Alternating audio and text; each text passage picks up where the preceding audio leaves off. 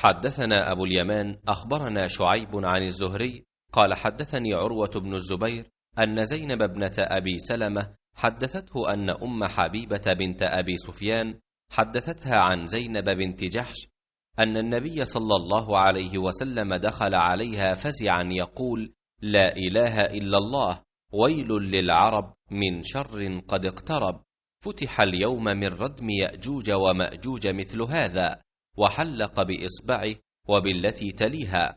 فقالت زينب: فقلت يا رسول الله أنهلك وفينا الصالحون؟ قال: نعم إذا كثر الخبث.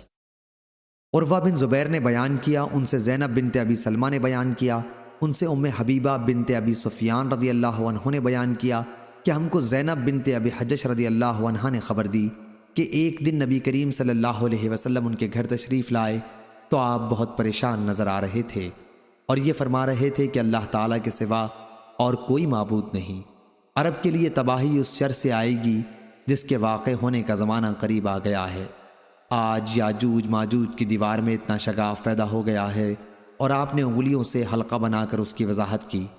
उम्मुल मोमिनीन ज़ैनब रदी अल्लाह अन्हा ने बयान किया कि मैंने अर्ज़ किया, या रसूल अल्लाह, हम में नेक लोग होंगे फिर भी हम हलाक कर दिए जाएं। हज़रत सल्लल्लाहु अलैहि वसल्लम ने फरमाया कि हाँ, जब खबासतें बढ़ जाएंगी तो ऐसा होगा।